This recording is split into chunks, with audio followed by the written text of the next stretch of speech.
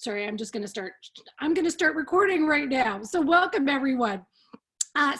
Just in my own personal story, when leading a virtual team, I felt extremely disconnected. I'm somebody who I thrive on being part of a team and the energy and synergies of being able to chat with people. I mean, my office was the coffee kiosk. So for me, not to be around people was something I really had to get over. And so I've been doing this for a number of years now, working with virtual teams, my own virtual team, and then working with leaders virtually across the globe. And so I wanted to share some of the tips, tools, and strategies that I've been using over the last couple of years to be able to do that. And also just being really cognizant of the mental health of our employees. And because of that, I've asked Leslie Bennett to join me today. And I want to give you a little bit about Leslie and who Leslie is. So Leslie is a partner with Mental Health Innovations. And I met Leslie a number of years ago. And you know, when you just meet people and you really like them, we've had an opportunity to do some work and collaborate together, which I've been very thankful and appreciative. And I learn lots from her. She supports organizations that prioritize workplace mental health, and she helps out in terms of working with organizations. I want to say the large bulk of the work that she does is developing peer support in organizations, which is so vital and crucial. A lot of the work that I do is working with leaders and teaching you mental health strategies and how to support your employees. And Leslie takes this further in terms of how can you create peer support within an organization so that employees who are living with mental health disorders have that shared experience with people that they can go to. Plus, Leslie has lived experience. A number of years ago, Leslie took the big leap of faith to come out and share her story around living with her own mental health disorder. And she's an awesome facilitator, so I'm happy to have her on today, and she'll be sharing some tips and tools with us. So Leslie, thank you. Thank you for joining. All right, so I'm going to, oh, my audio keeps cutting out. Hoo-hoo. Okay, let me know. Can you hear me right now? Just kind of put up your hands. Give me a thumbs up, thumbs down. All right, so I'm going to really need you for this. I'm going to need you because, oh, great. Because I can't hear if my audio is kicking out or not. So if I don't get to the chat function, because I'm so in my story of sharing with you, somebody please like flag me this way, because I'll have a chance to look more than anything. And then I might not be able to read the chat function, but I will at least be able to see that you can let me know that my audio is not working. Let me just... If I could just add just some technical piece for everyone. So I can hear Christine perfectly. She's not cutting in and out, which means that it may be on your side if you can't hear Christine or myself. And one of the things to do, because Zoom pulls so much memory and data from your computer, if you have any other applications open, close them down. If you're on Wi-Fi and you can go to a hard plugin, that's the other option as well. Great. Thanks, Leslie. See, Okay. it's so nice to have a co-host, not somebody who's got your back. Okay, fantastic. So as we start today's webinar, I'd love to start it with a check-in. I'm hoping everyone knows where the chat function is. Many of you have already started chatting, which is great. I'd love you to go to the chat function and type in the answer to this question. In one word, I'd like you to describe how you're feeling today. Let's do a quick check-in. How are people feeling today?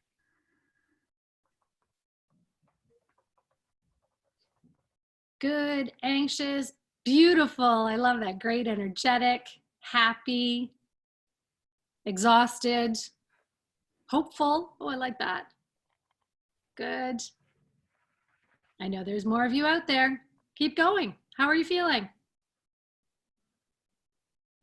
Overwhelmed. Yay, sunshine. I have sunshine here too. I'm really excited about that. Good. Tired, good. It depends on the hour. How about this hour? How are you doing right now?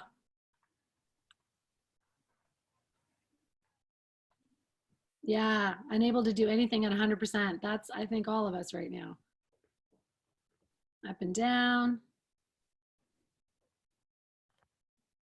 I can't believe it's noon. Yeah, I just got up an hour ago. No, I'm kidding. An hour and a half. Yeah, it's okay. Great. Thank you so much, everybody. And I wanted to, yay, thank you. I wanted to check in with all of you because I can't hear from you. And you've hopped onto this call today. I mean, you've had 100 other things you could have done, and you hopped onto this call. And I really want to make this a conversation with you, and I want to know how you're doing. Not only what we're going to be sharing with you, but I also want to know how you're doing. So thank you for that. So today, I want to cover what the topics are that we're going to be talking about.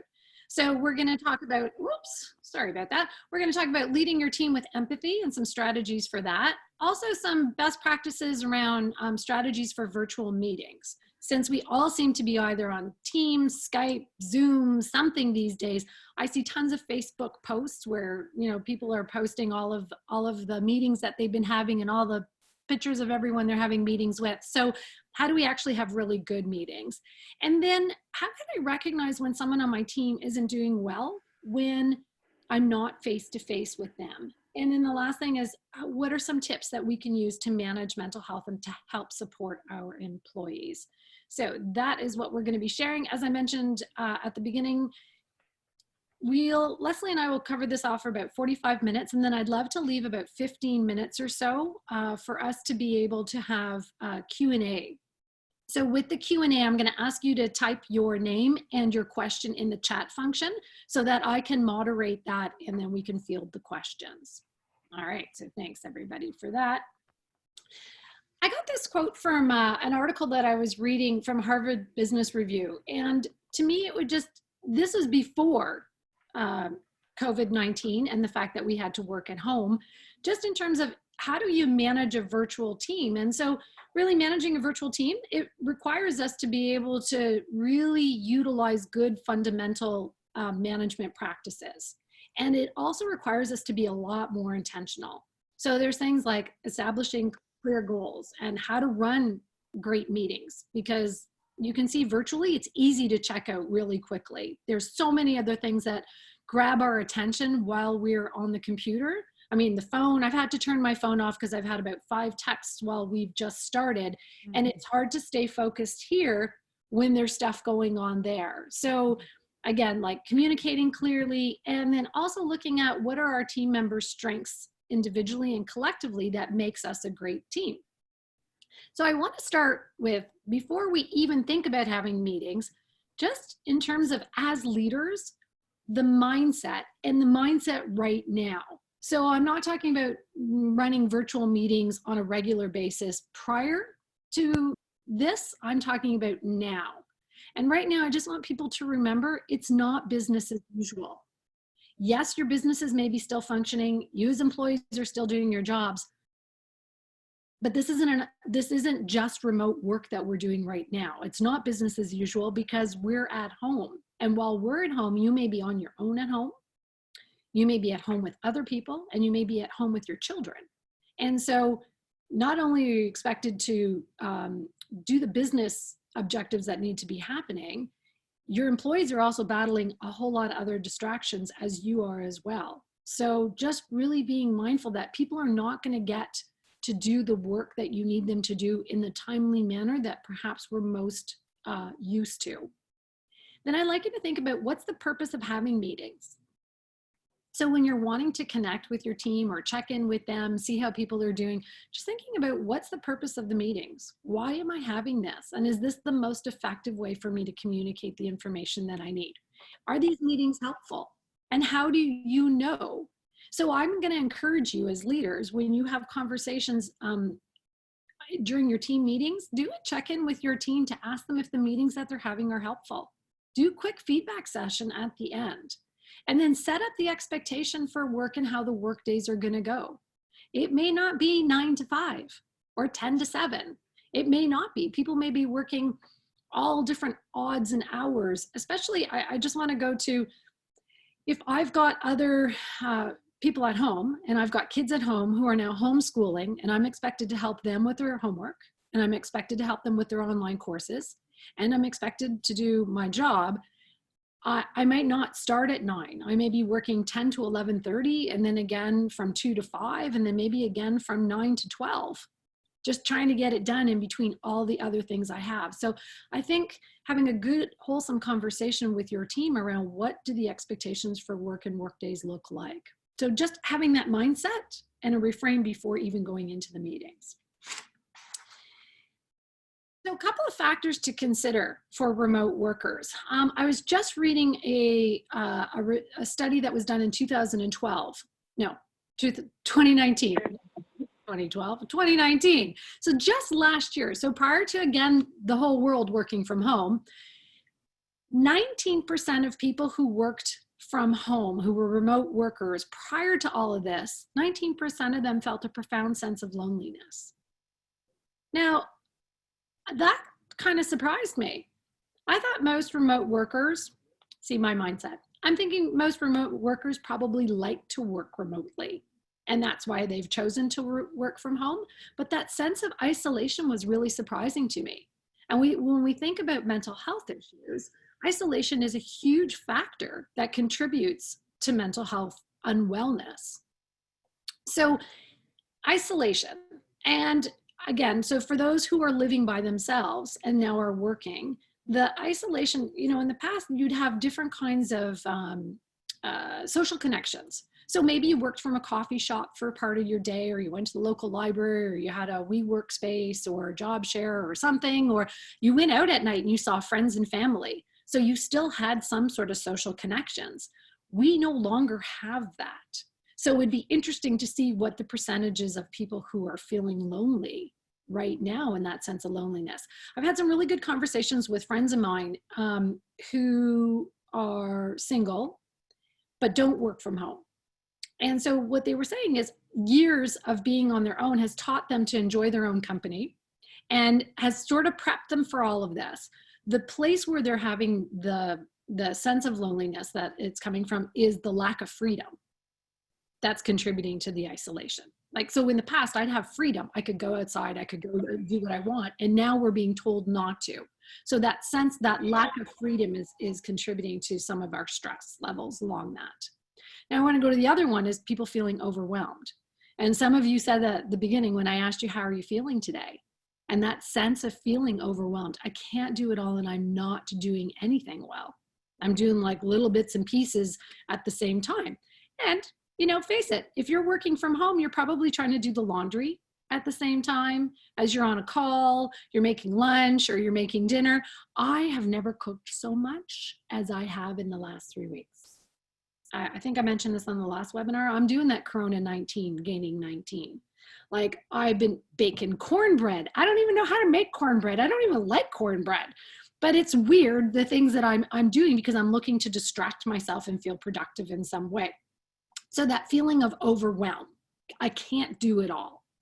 And then all this leads to burnout. I was really surprised in the study that was done last year that 82% of remote workers feel burnout. And of those, 52% of folks feel that they work longer now. They feel that they work longer hours than their colleagues that are at work. And 42% of the remote workers felt they had to work harder because they needed to prove that they were actually working. Which I have to say, as leaders, that may be something that we think about, is that because I can't see how you're working. So if you've never worked with a virtual team before, I can't see the work that you're doing. I can pop by somebody's cubicle or office and I can see what they're up to. I can see what they're doing. Here, I can't. And so I may feel like, well, what are you doing? So I'm sending you emails more often and I'm asking you to do things because I need people to prove that they're working. Where it's interesting that 42% felt that they had to work harder to prove to their leaders that they were actually doing work from home. Yeah. So I'm coming to the group chat. Yeah, it's hard to believe leave work when work is with you at home. Yeah. So coming up with some good strategies in terms of boundaries, but all these things I'd like you to think about from the employee perspective. If you are leaders, I'd like you to think about how not only is this impacting you, but how are you managing your team? So are you trying to prove to your leaders that you're working super hard and that you're on? And are you answering emails in the middle of the night? I think that this is also, if I think about anxiety, just a little check-in for yourselves. If you're sleeping with your telephone, with your cell phone by your bed, and you wake up in the middle of the night, are you checking emails? What are you doing? Are you checking social media? Like what kinds of things are you feeling like you need to connect and check with? Yeah, I think many of us do. That was one of the big things I had to learn when I started working more remotely and virtually. I coach leaders across the world. So it's 9 o'clock in the morning here, it's 2 o'clock in the morning in Mumbai. And so sometimes my clients are sending me texts in the middle of the night, and I'm checking those texts. And I learned that is not good for my mental health at all. Yeah, so how do we turn off when we're working from home? Well, we're going to talk about some of the things that we can do that will help some of those things. But before we go to anything, I just want us to be aware of what some of these things are. And just actually before I move on to this, I want to ask this question around proving that you're working hard. Are people noticing that? Are people noticing that you're feeling like you need to prove that you are working hard? Yeah, I'm seeing lots of yeses so far. Yeah. Yep. Okay. So lots of you are feeling like you really need to be on. So yeah, to validate that I'm still a good employee and I'm doing well. Okay. Something to think about for yourselves then, for sure. Just again, and as leaders, yeah, we want to be accountable. Yeah. So as leaders, also when you're coming from the perspective that you want to prove that you are doing your job, you're working hard, and you're accountable, when you're sending out those emails all hours of the day and you're expecting things, how is that setting those up for your team? What are you role modeling for your team around good practices? So think not only about what are you doing for you, but you're also the leader. And so if you're emailing people all the time, you're also setting the expectation that they should be working all the time. So if you want to help manage wellness and good employee mental health, it starts with your own good mental health. So learning to take breaks for yourself. All right. So I want to go to some of the things around managing your team virtually. I'll come back to that quote that I'd shared earlier. So one of the things was around communicating. So communicate as often as necessary, but don't overschedule meetings right now. Like I know we want to stay connected, we want to stay plugged in. And again, if you're not used to working virtually, you know, and you don't have that face-to-face time with your team, think about what's happening. Why are you scheduling meetings? I come back to that mindset again. What's the purpose of the meetings? And then find different ways to communicate. So not always through video. Video is exhausting. So those of you who've got your cameras on right now, you're looking like you're fully attentive. And it's tiring to sit for an hour and a half looking like full on engaged. So try different mediums of communication. Slack, using Teams, video, and good old phone calls. Phone calls are great. And also one of the things too is to acknowledge and thank people for their work. You know, maybe you do that often when you see people, but it's just important to give people a shout out right now. Like, hey, I know you got a million things going on right now, and thank you so much for being on the call. Because you may see that they've got like a lot of stuff that's happening. Somebody's asking me, what is Slack? So Slack is, it's a communication channel. It's also it's a management, there's a number of things that Slack is. It's an internal communication. You can use it to quickly IM or instant message your team. You can also have like various channels. So if you're working on a project, you can have your own Slack channel so that only those of you who are working on it can talk. It's also an opportunity to update each other. You can use it as project management so that you can see what people are working on. So that's a little bit about Slack. These are just various tools that you can look up that might be helpful to you. Oh, great. Somebody just did the slack.com. Thank you. And Slack is free. Yes. Okay, great. Next one is around having clear goals. So what's the priority right now?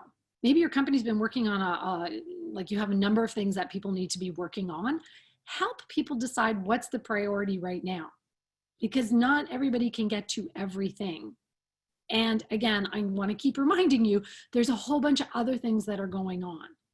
Also, for those people who are alone right now and are working from home solitarily, if that's even a word, for those who are working solo, let's just put it that way. Also,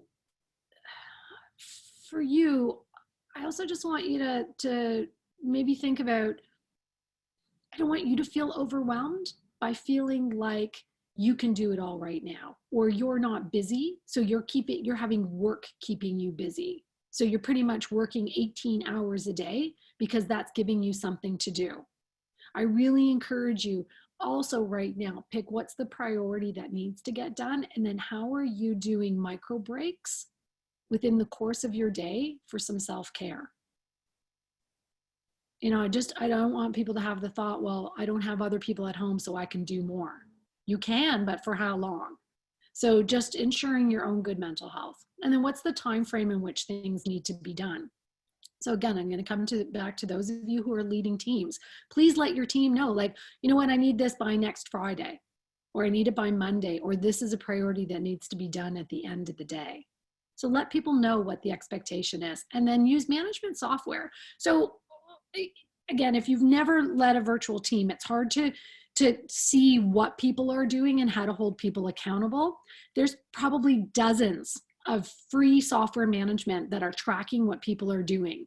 I use monday.com with my team. So monday.com, it's a nominal fee, or there's a free one as well. And so you bring everybody on your team onto monday.com, and then you just type in so what needs to get done, the time frame, and when. And then you can assign who's responsible for it. And then it's almost like you can set it up as a dashboard with red. You can put whatever colors you want, but red, nothing's gotten started, yellow, in progress, and green, it's completed. So this way you'll have a sense of what people are doing, but it also allows people to stay accountable as well without feeling that they need to work 18 hours a day to stay accountable. Leveraging strengths. So people want to contribute and people want to feel like they're adding value. I saw that from some of your comments, like, I want to be held accountable. I want to feel like I'm adding value. So not only as a leader do you need to manage everything, but maybe ask the team, like, what strengths do people have and how can the team members support each other? As leaders, you don't have to do it all, but how can the team support and help each other and to leverage some of the things? Oh, great, Trello, thanks, Flo. Yeah, so there's all sorts of management software that we could be using. So I want to come back to the what strengths people have. Like, maybe one of your team members is just a really great connector. Maybe they're the ones that are always like organizing things, bringing people together. And so maybe they can organize the daily water cooler talk. And so you don't have to do that. Maybe that's something they like to do. And not everybody has to join the water cooler talk. That's just something that's available to people if they need a break and they want to just connect with their team members on a different way. The other thing is, ask people, what do people need? And then you as a leader, how can you ask for help? You know, you may be drowning, and I'm going to use that word, drowning out. You may be having so many things that are happening and coming at you so quickly. How are you asking for help? How does your team know what you need? Because people like to help. So asking, what do we need and how can I help? And my son years ago, while he was at university, they created this great innovation group, and he was feeling like the group had different levels of experience. Like, you had fourth year university kids in second year, and the second years didn't feel like they had anything of value to add to this group because they were really there to learn from the fourth years. So what they created, which I thought was brilliant, was something called a reciprocity circle. So somebody gave something, and then that same person has to ask for something, so that it creates like a bit more of an even playing field for folks. I love that idea because everybody needs help. I'm learning how to ask for help. Technology it's not like I'm a technology newbie, but when you're trying to facilitate a webinar and lots of stuff is going on all around you, it's hard to concentrate on what you want to say and stay engaged with your audience. And so I've had to ask to learn for help. I've had to ask people to get on the calls and help me with those things. I don't like asking for help because I like to look like I know it all. Far from it. I do not know it all. In fact, I'm not even anywhere near knowing how to use all the technology. So Zoom was new to me, and I had to have people help me and teach me. And I'm so glad because now I can manage these webinars and I sort of know what I'm doing, but I still need help. So thank you for that. All right. Now I want to give you some do's for how to run great virtual meetings. First thing is have an agenda. So what are people meeting about? It's helpful for you to have the topics of what people are going to cover so people know why they need to be on the calls. Cameras on. I'm going to say if you're using something like Skype or Zoom that you can see, so there's video, encourage everybody to turn their cameras on because this way you can see what's going on with people. Also, like we started this morning, start the call with a round table and ask how people are doing.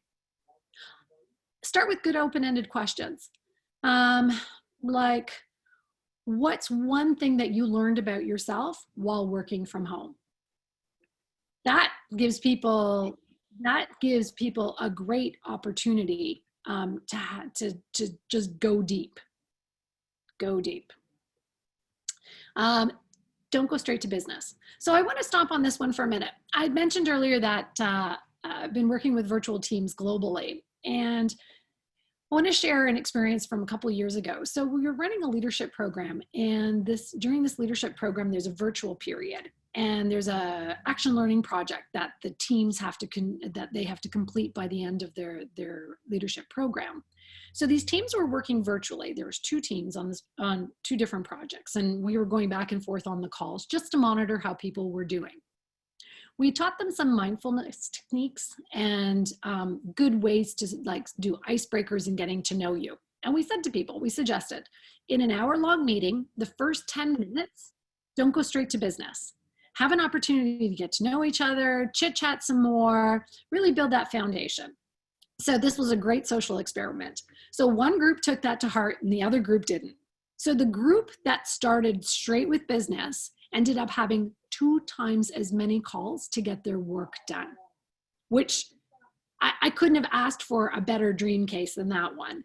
So when we looked at the data to see what was the difference, the group that had started the 10 minutes every call with just like how people were feeling and really like some deeper things, that created such good relationships with people that they were able to work through more difficult and challenging things in their group than the group that went straight to business.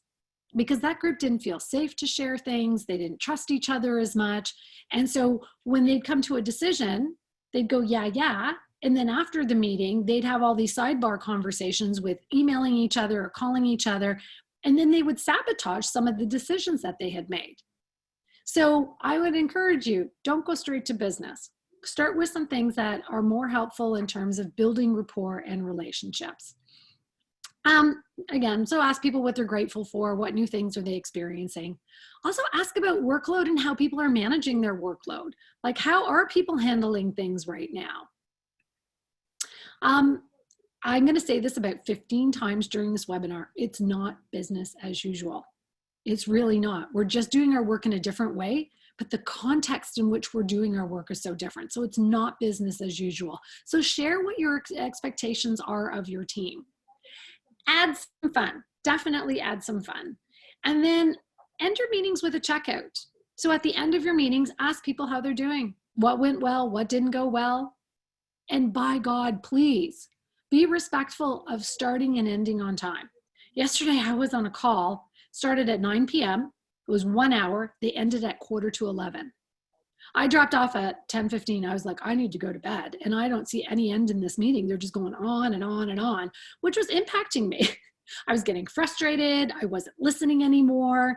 And so start and end your calls on time. All right. So now we're working with our teams virtually.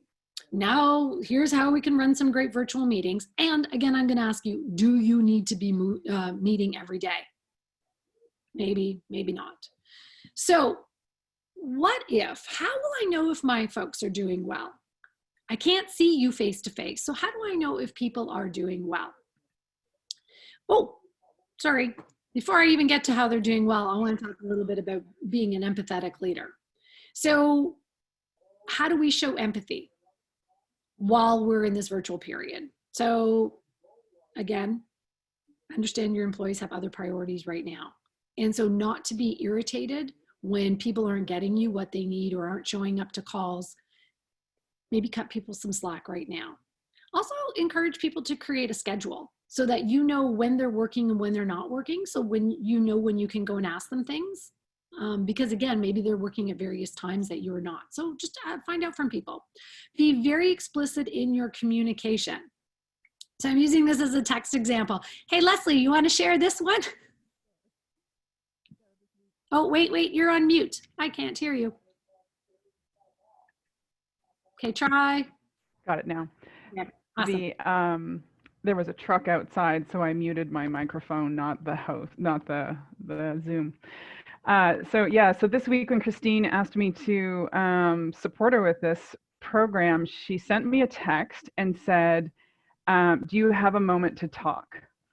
And Christine and I have a very good relationship. You know what Christine's background is. I have my own lived experience. And so how I had it was, because we're both on Instagram together, she's been watching my posts and she thinks I'm having a breakdown. And she's texting me to talk about that.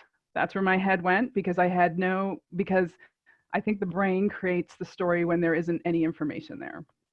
Of course, that's not what it was about. And Christine and I talked, and here we are today. But it certainly is a good example, especially when people are under stress or coping, or if they've gone through a mental health experience, the more explicit you can be, the better.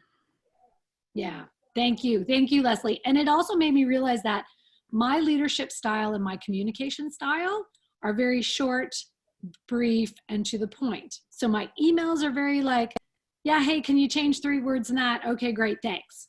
Like there's a lot of brevity in there. There's not much like, hey, how's your day going? Hope things are going well. I'm just like right to the point. And so I recently have a new employee, and my employee said to me, could you maybe put an emoji at the end of your emails?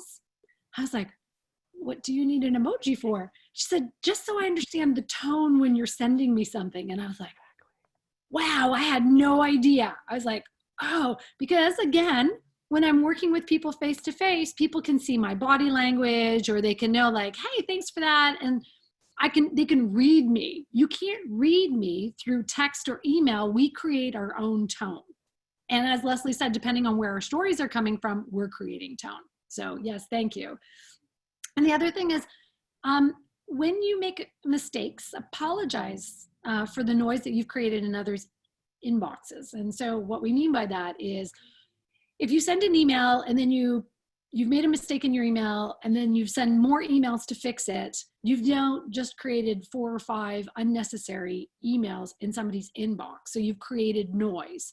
So before you send out those emails in a haste, maybe just be more slow and mindful to check that what you're sending is correct.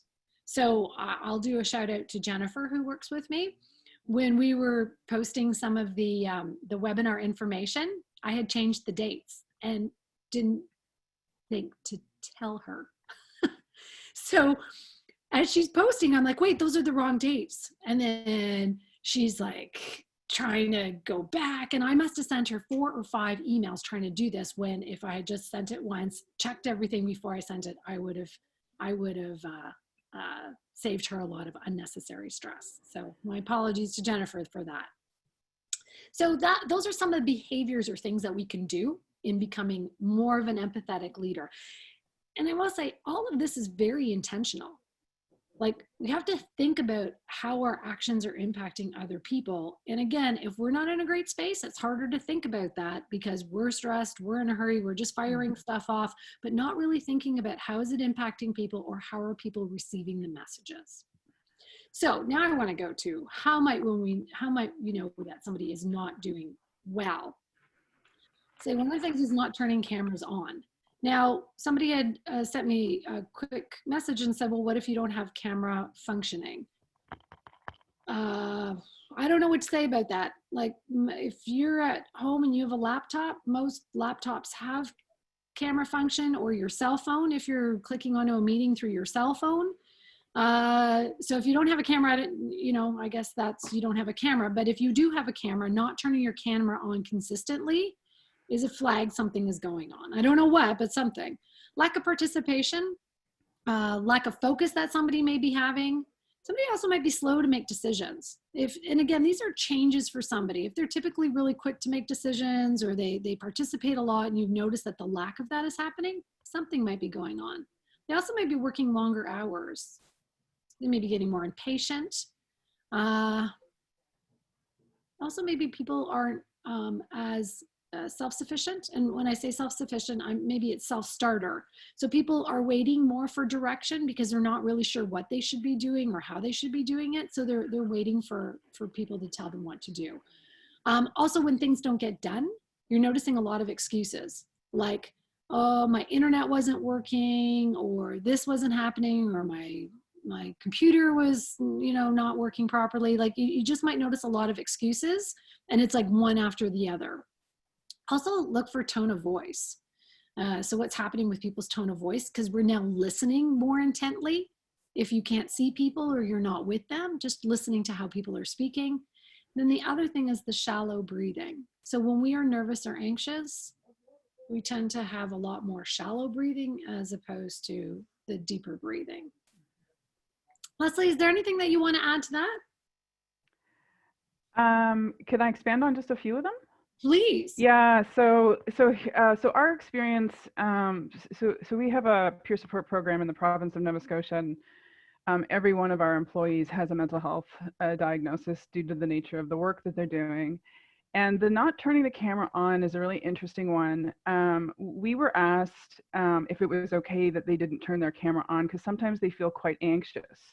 And so being on camera for some people can be anxiety driving. So one of the things that we did is we created a little policy around, you know, if you don't want to turn on your camera, not a problem, but there's something to communicate to us about that, which is a really helpful piece, because then we know. And then I would also say that the slow to make decisions, one of the things that I was reflecting on, because of course we're making decisions, all of us are making decisions in the last 3 weeks at a very, very rapid pace.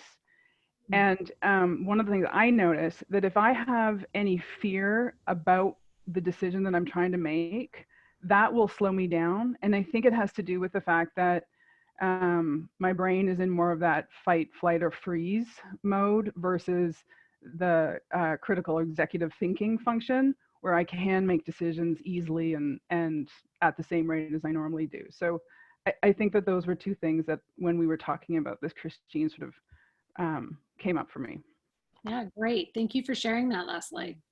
Yeah. So given maybe we might notice some of these things, what does it mean? And I'm going to come to the first thing is, don't jump to any conclusions or assumptions about what you might be seeing. So it's important to check in with that person, and not check in with that person while you're on the meeting, but go and have a conversation with them afterwards. And if you are going to send them a text message that says, hey, can we chat?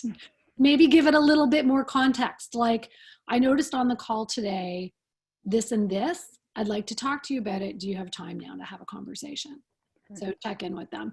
And then begin with asking good open-ended questions. If any of you have been to any of my trainings, I teach a coaching context in, you know, I've noticed, and then how to ask the good open-ended questions. If you've never been to one of my trainings, and you want to get a sense of what that's like, maybe hop onto my website and look under free resources. I've got some of my webinars and a couple of courses that are free. It'll give you a coaching context there on how to have these good conversations with your employee. Also assume best intention. I want to quickly go to how the brain is hardwired. We're hardwired for negativity and negativity bias. So if somebody does something to us, like somebody buds in front of you in line at the coffee shop, I'm using an example that none of us have experienced in the last 2 weeks. So remember when you used to go line up for coffee. Let's pretend it's Starbucks, and you're ordering a latte. I haven't had a latte and I can't make good lattes like that. Anyways, you're in line at Starbucks and someone butts in front of you. My first thought is, jackass. Like, why are you butting in front of me? Don't you see me standing here? You did this intentionally. I go to a negativity bias. They probably didn't even notice that I was there or I was standing in line next. They were doing their own thing. So we tend to go to a negativity bias. But when I do something, I never assume that I'm trying to hurt somebody else or that there's something negative. I'm just trying to manage my own needs. So just thinking about best intention.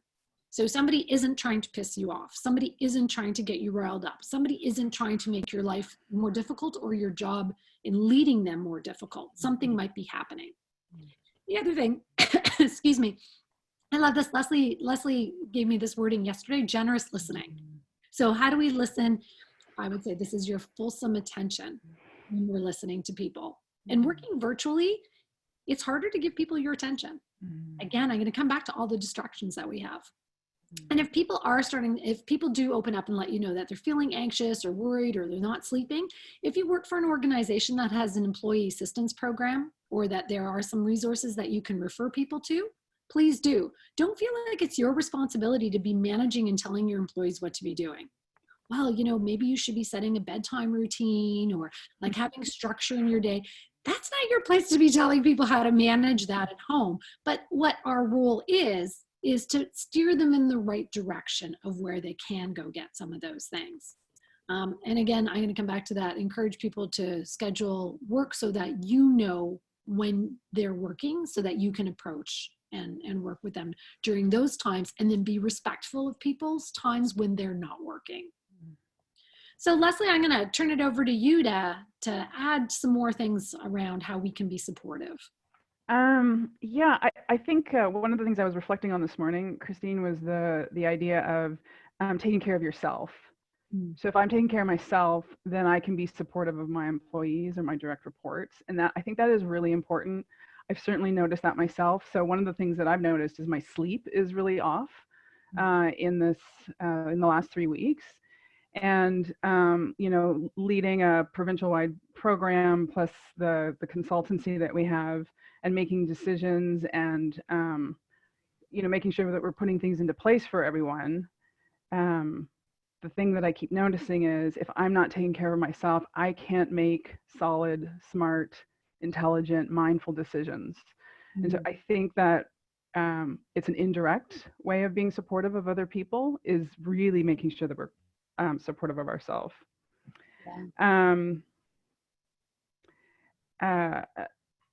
Another thing here that I was thinking about when we talk about remind them about the EAP and the other resources.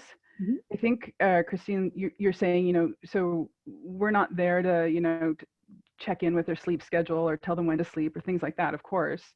And there's something about empowering the employees and your direct reports and your teams to make sure that they have what they need. And I think that as leaders, like it's that line, I think sometimes, so there's like listening for what's going on and what they need, trying to address the, like within the new context, do they need Zoom training? Do they need, I don't know, whatever, how do you set up your camera so that you can see you in the Zoom, right? Do they need that? And then do they need space and time to take care of their children? Do they, right? So there's all of those pieces, and the way in which we're empowering them, I think is so important. And I think that's like the thoughtful thinking process that as leaders we need to do.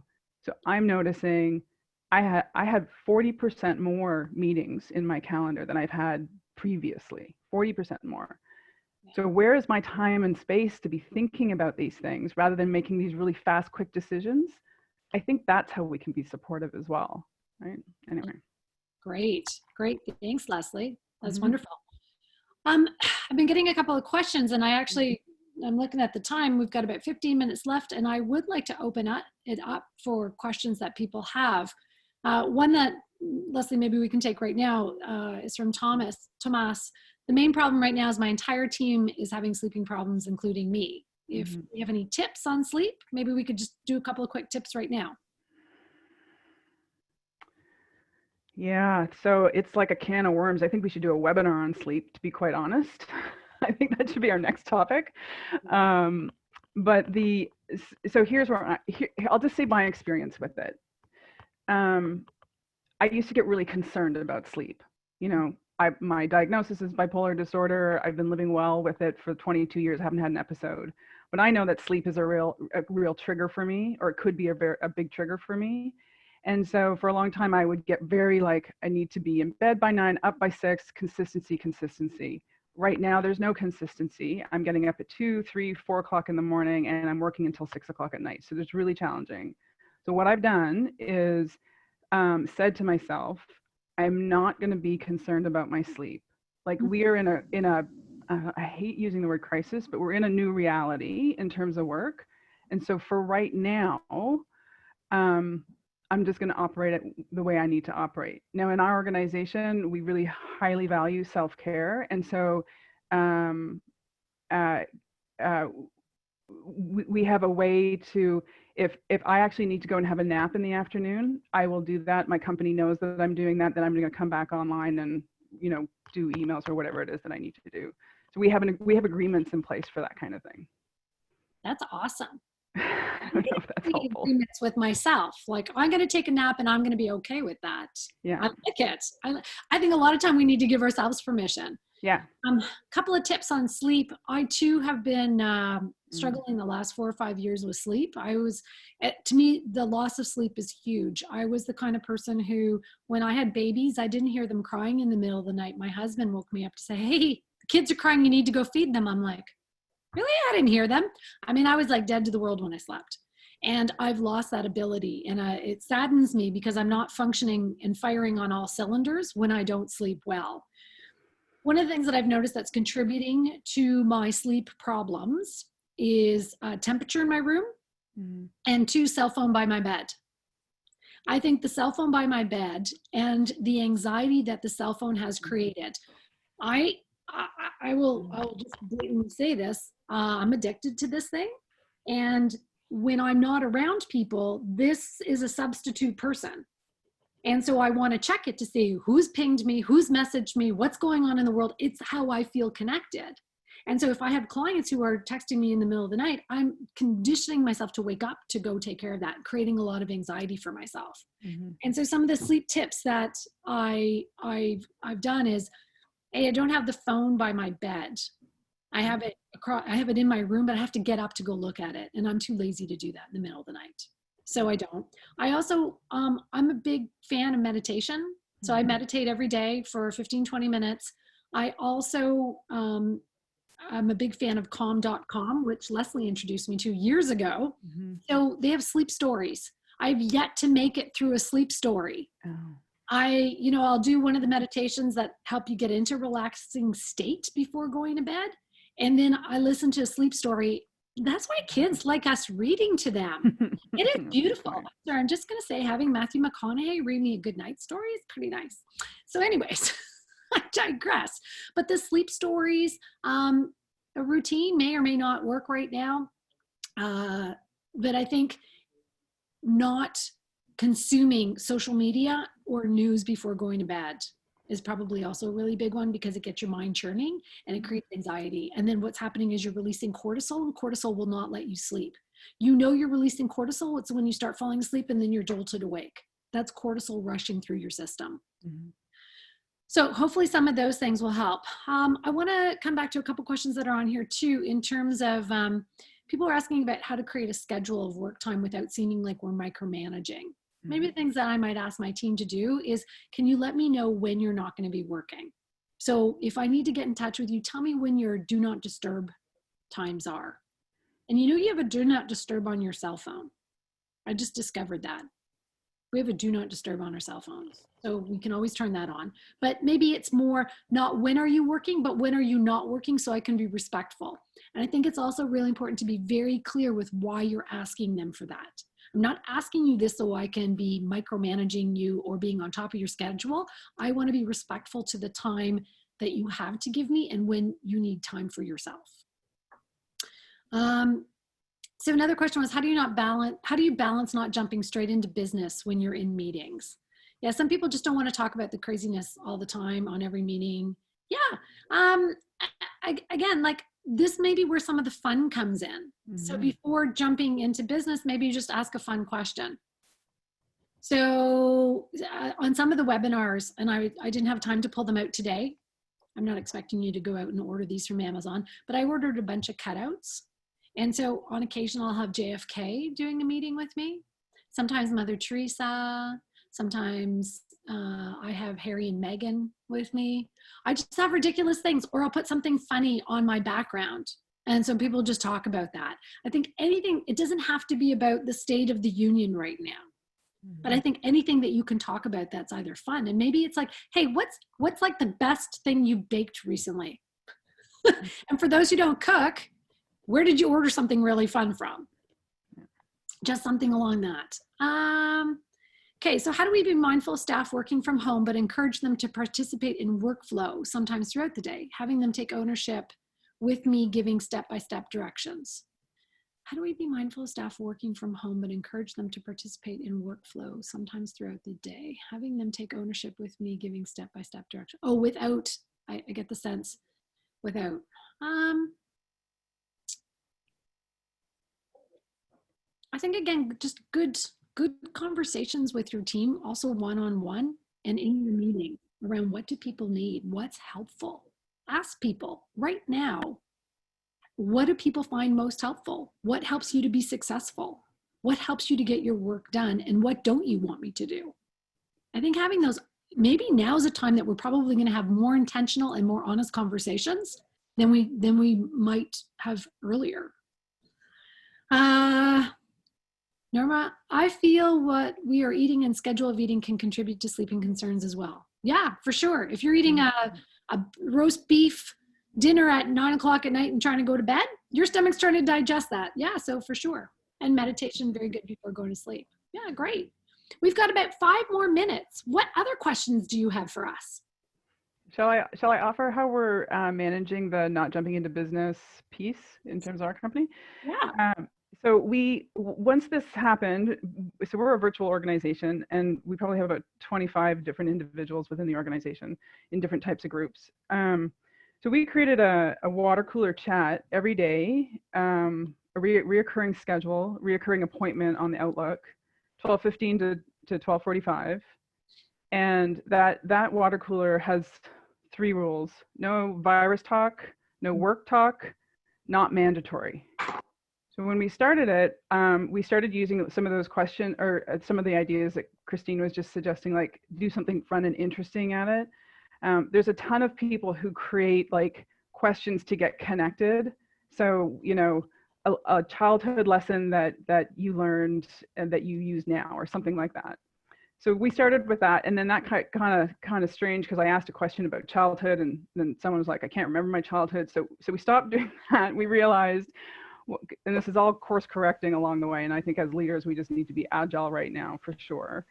But we realized that if we did something like favorite song, favorite toy when you were a child, favorite food, favorite book, so now we have this like everyone knows it's in the agenda. So today is favorite music. And because I'm on this call, I'm not going to be in it, but in our chat, I listed what my favorite music was, and there's a video there. So this is one of the things that you can do. So if you have a constant water cooler chat planned each day, what I'm finding is we go into meetings, we don't need to get connected in the meeting because we've already been connected on the water cooler. Mm. Oh, that's great. Oh, that's great. I love those questions. It's actually in our leadership training. One of my favorite questions to ask is what was the best gift you ever received, right, and why? Right. And so when people share those things, you really start to learn a lot about people. Oh my gosh. Yeah, which is awesome. Now in the chat function, thank you, Tomas, for putting on tips from Slack. And I also put in a website that you might be looking at and going, what is this ultimate software contact form? Just before this presentation, I received something from one of the HR magazines I belong to on the 6 different types of virtual employees. It was a cute infographic that not all of your folks who are working from home all want the same thing. So if you're interested in looking at the 6 different types of virtual employees, I encourage you to go click onto that website and download the infograph from there. Okay, great. I think I have time for maybe one more question if anybody has it. It's such a good point, Christine. Our what we've learned over the last 2 weeks is that not everybody needs the same thing. Absolutely. And yeah, the sort of off the shelf same thing. Right. Yeah, so a little bit of course correction there too. Yeah. And I've been seeing a lot of things, maybe given the types of organizations I belong to, I've been getting a lot of emails around how do you support your employees at home, you know, what things to look for in terms, well, I haven't seen anybody giving you tips on what to look for in terms of mental health. But just like Mind Valley, if you're looking for some good tips on sleep and meditation, Sounds True also has things on sleep and meditation. The other thing, maybe this might be helpful, if you don't want to start the conversation with maybe the questions, another way is when we teach mindfulness to leaders, one of the things that we start meetings with is a grounding exercise. And it's a good transition, especially if you're in a lot of meetings. It's just like, how do you switch your brain from that meeting to this meeting to the next meeting? And so we take a minute just to get everybody grounded and centered. And it doesn't mean like I'm doing a breathing technique or anything. I can just say to people, what do you need to let go of from the last meeting you had to be present in this meeting? Or what do you need to let go of the environment around you so that you could be present for our hour together? Yeah. It's just a quick check-in, but it also gets everybody here as opposed to distracted with all the things they're carrying. It's baggage. We carry baggage from one meeting to another. Yeah. So, all right. Well, I also, we're going to be doing, I'm trying to do a webinar a week. I will have another one tomorrow. For those of you who were on the webinar last week on regulating emotions while working from home, people ask, can we do smaller groups to talk about stress? So we're limiting them to 20 people. I have one tomorrow, I'll have one next week. And if there are topic ideas that you'd like us to present on, I am happy to do so. I love having a co-host with me so I can find somebody who else is an expert in that area and bring them on board. Keep your ideas coming. If you have registered for this email, you will get an email with the recording as well as the presentation. So you will get both. So make sure that you've registered so I have your email. Please feel free to email me with any questions or ideas you have. I love to hear from you. And for me, this is keeping me going. So thank you, because I feel like I now have some structure to my day. So you are helping me. So thank you, everybody. Have a wonderful day, and I look forward to seeing you on our next call. Leslie, thank you so much for being on today. My pleasure. Stay healthy, stay well, everybody. Bye-bye. Thanks, everyone. Bye.